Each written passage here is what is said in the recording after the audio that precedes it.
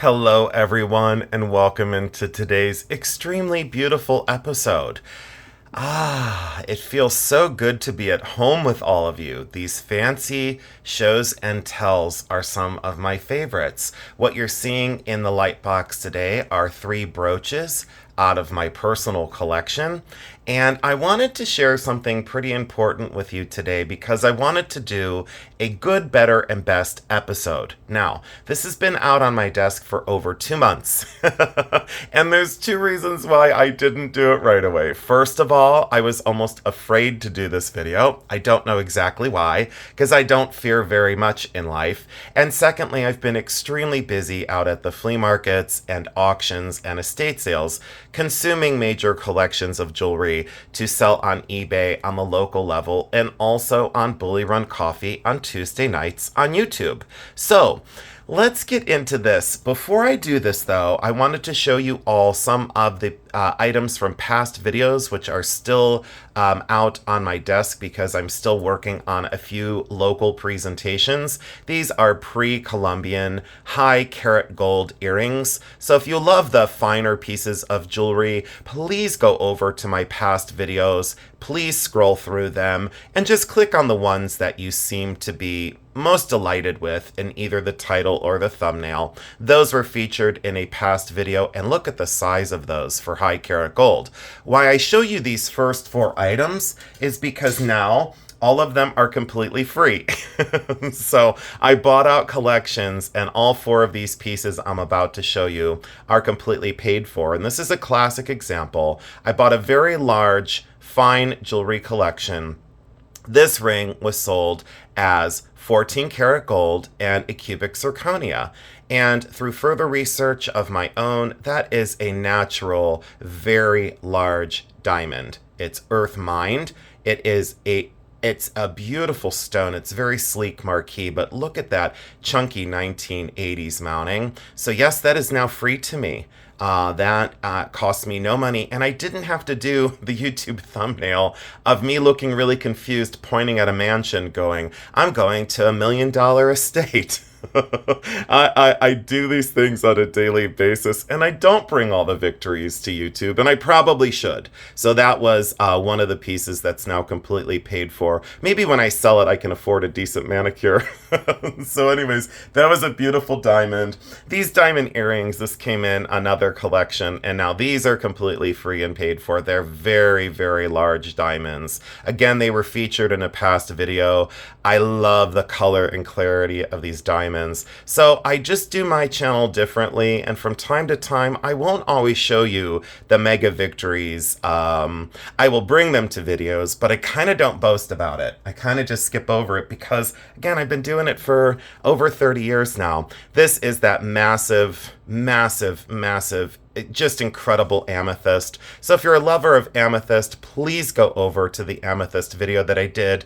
I believe I did title it A Good, Better, and Best of Amethyst. That's 14 karat gold, turn of the last century, 1900, 1910, maybe 1915. Look at that. And the collection that I bought this from, I sold the rest of the collection, and now that baby is free. So a value on those four pieces in excess of around 22, I think like 22,000 or 23,000. And that's a major victory for my business and for my ability to collect. So what we're here for today, there are similarities between these three pins. And in the comments, if you could do me a favor and let me know which is your favorite. Before I even begin, just let me know what your favorite is. Just say blue, purple, or green.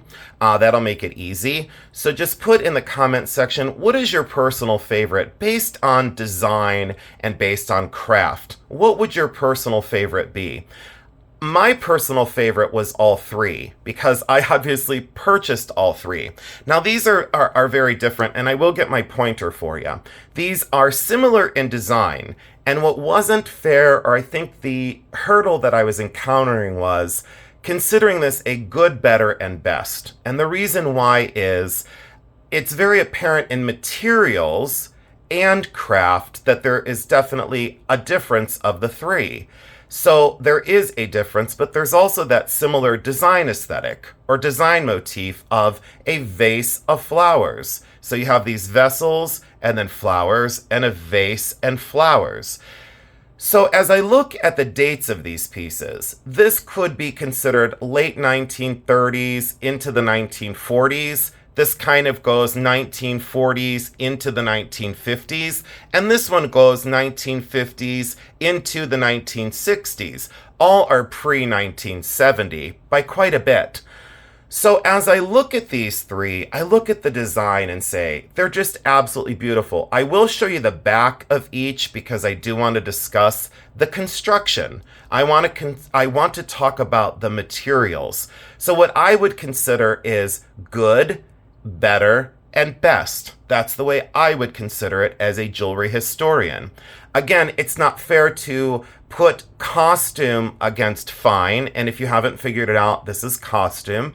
Brass, enamel, glass, and rhinestones. That is costume. This is considered bridge jewelry, and I don't see a lot of content or conversation about bridge jewelry. And what bridge jewelry is bridging the gap. There would be a gap here between costume and fine, and this bridges the gap. So this is sterling silver and glass and rhinestones. This is glass, these are glass, and these are little tiny rhinestones. That is sterling silver. So this is costume, bridge jewelry, and fine jewelry. And as historians, a lot of people have forgotten about the term bridge jewelry that bridges the gap. There's the bridge, and a beautiful bridge, right? A beautiful bridge in between costume jewelry and fine jewelry. On the right side here, we have the finest of the brooches, and this is, in fact, all real stones. An incredible 25 carat table cut emerald, diamonds, colored sapphires, rubies, absolutely exquisite. A mixture of metals as well, 14 karat, 18 karat, and platinum accents. We'll get into this one, and I want to show you the construction of all three. Now, evaluation, before I forget, because it seems as though I always forget to discuss values in these. This one, I would say, with a loose attribution on maker, I would say that one could be between on its worst day, 165 to 265. Some people would say that would be more in the lines of 325 to 385. I wouldn't fight over that at all. So you could say a loose value of, let's say, 2 to 300, so nobody starts fighting with each other. On the bridge piece in sterling silver, this large, with all of the stones in such beautiful condition, that one would be slightly more. Let's say 3 to 400. Let's say maybe 3 to 500. Okay, so we'll reside there with that one. And then on this one, all the way on the right, this one is technically now worth in excess of $10,000. So see why it matters to know the difference between this and this? There is a big reason why. If you're at the thrift store, you can find both of these. If you're at an auction and they wind up in a box lot, you can find both of these. And let me tell you why. This brooch has a very rich history.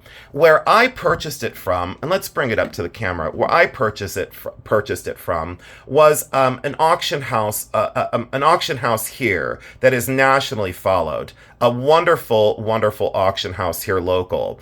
And this was rumored to have been sold over 5 times. It was in an original family. Then it was rumored that it was sold for costume jewelry. Then it was featured at an area store in Cleveland. And then it was sold, I believe it was sold to somebody else and then put through the auction. At least that's the verbal history that I've now received. And I am now in conversation with a very lovely young lady that worked at the jewelry store for 13 years where this was before it made it to the auction house. So I'm still doing additional research on its history and its provenance and also the maker. Let's take a quick look and a close-up of all these diamonds. All those beautiful gemstones and the ruby sprays. Look at the mixture of flowers and check out the craft. Look at the fineness of the vines. Let me get my pointer again because I need that as I drop it. Look at the fineness of the vines and the leaves, all completely hand constructed. Now, remember this because I'm going to take a look at this one up close and I'll show you the difference. Look at the fineness of the scrolls here, and then all of these diamonds set in that double bird head, and check out that 25 carat emerald. Apparently it had been oiled over time, and a lot of emeralds are treated, but can you imagine a 25 carat table cut emerald? It's unheard of these days. Can you imagine the crystal, how big the crystal had to be? Of course, that's not the world's finest emerald. It's not the world's finest color. It's got internal, fissures and internal problems. But, most emeralds do, as we all know. But the color, to be that large, fantastic. Let's look at the construction again. Hand constructed. See how all these are completely handmade? Let's go in and show you every leaf is hand constructed and then soldered to that wire. That wire is soldered to this flower petal, and that flower petal, 5 flower petals soldered to that central collet or bezel. And look at the solder seams on this. That wire was completely hand constructed. So as a silversmith, my sensitivity to the way things were put together is what really helped me on my journey to know fine jewelry, bridge jewelry, and costume jewelry as soon as I saw them. But I think that what I haven't done in my videos lately is show you rather than tell you. So I'm getting back into the showing you. Let's see if, yes, look at the flower head screw that holds that pin stem in place. That is a tiny little gold screw that holds that in place. Look at the construction. Also, there are little screws and little gold nuts that hold as I zoom in, that hold that emerald in place. So what I did is I gently took the nuts off, and I removed this gold plate that holds the emerald in. I took this out and weighed it. It is just over 25 carats. I think it was 25.2 carats, according to my carat scale. Let's also look at the azuring, or the way they opened up those little compartments that hold these shimmering diamonds. See how they're square from the back and they're round from the front? That is so it lets more light in, and also easier to clean, to get in there and clean all that out when that gets dirty. So see how those are azured? They are square holes, and those are round diamonds. See that azuring? And it almost looks like a honeycomb down here. That is another sure sign of quality. Let me also tell you, this is not hallmarked in anywhere. There's no maker's mark. There are no gold hallmarks. So this being sold as costume through its life, totally a believable part of its provenance that this was once traded as mere costume jewelry. Why? Because look at the counterpart over here. Let me zoom back out a little bit now that we got in close. Look how amped up I get. I was so calm and professional in the beginning of this video, and then I get around something like this and I completely lose it. Because this is a thing of beauty. It's an object of virtue. And let's take a look. Now, remember what I showed you on the back of that in construction. Then we'll take a look at this one in the center. This is the bridge jewelry version. So this bridges the gap between the costume and the fine. And check this out for sterling silver and rhinestone. See how the craft is slightly... it's not clumsy, but see how this isn't as fine as the tendrils here? You can see that this is cast and fabricated, okay? So certain elements are cast and then soldered together. This whole piece right here is cast and then likely soldered here and soldered here. So not every leaf is soldered onto that central stem. Also, see the thickness of the stem? You didn't notice that with this. See how fine the actual wire is that constructed these? This is also a pendant, and it is signed sterling. There's no other maker's mark on there. Also, look at the way the stones are set. When I flipped this over, you saw all that open work. and all that airiness and that fineness. You don't see that on this. This is all cast solid, and all those stones are set in solid metal. Also, most of these rhinestones are actually glued in. Please do not clean your rhinestones with liquid, because what happens is, like if Windex or a cleaner goes down in, it will lift the foil and you'll start to get yellow, gray, or kind of those dead looking rhinestones. It's not a good look and you can't reverse it. You have to remove these stones and professionally reset them. I've repaired costume jewelry for now well over 30 years. Because I forgot that I had I had a job right before college that I was fixing rhinestones and costume jewelry for 2 manufacturers here in Ohio. So check that out for bridge jewelry. So I think that kind of gives you the visual information that you need to see the difference of fineness. And then when we look at this one, this isn't lesser. I started my selling career with costume jewelry and I made an exorbitant amounts of money off of costume. It has its place. I absolutely still love it, but it's just different, and it's okay to be different. It's okay to not be the same as everything else, both in jewelry and people. And my opinion on this is still wonderful because obviously I bought it and obviously I've kept it. This is part of my personal collection, and I'm fortunate to have a collection of such vast, shall you say, designs, craft, and makers. And I've built it now over, it feels like 3 lifetimes. So this is the costume version. And these are just brass flowers that are cold painted enamel. And yes, those are prong set stones. So those are actually prong set. And this large glass jewel that looks like blue topaz is actually prong set. And look at how beautiful the design is. It's not clumsy. It's not unrefined, but it's much less fine than that version. So let's do a side by side. It's just a totally different thing. And like I said, it's almost not fair to bring the 3 in and to have them compete against each other. I don't believe in competitions. I don't think that jewelry is a competition, and most certainly resale is not a competition. It never has been with me, and that's why I've built so many friends in the community here locally.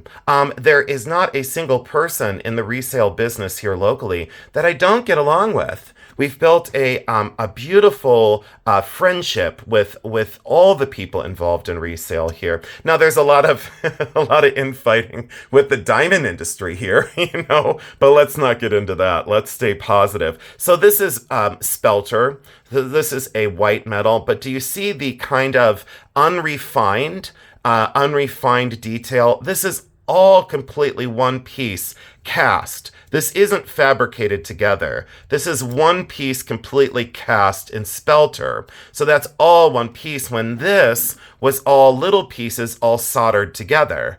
Now, these little collets from behind, these little rivets, if you will, are what hold those prong set rhinestones in place to hold the enamel flowers in. Look at the amount of time that would have taken to construct. So you had to have an artist and a jeweler constructing costume jewelry in the late 1930s in through the 1940s. Really a magnificent masterwork of early costume.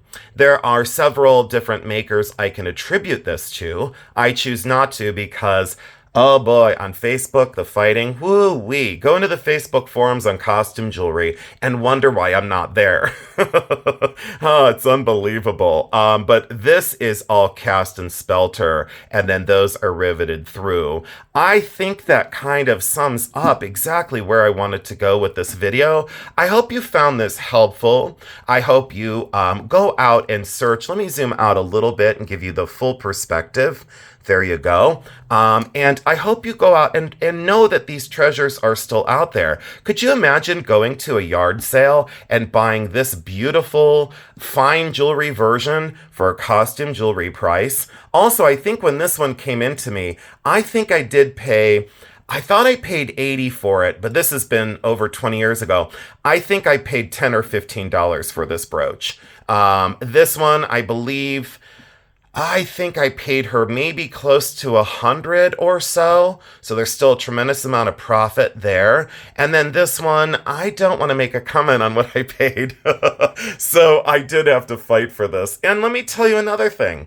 This was a pass at the auction. It was a passed lot, meaning it did not sell during the live sale. I hurried up the next day and made a phone call and said, "Is that still available for that opening price?" And they said, "It most certainly is." And I said, "I'll take it. I will go there. I will pick it up." So I had to drive to pick this up. But what a treasure and what a masterwork. So it's an honor to show you these pieces out of my collection.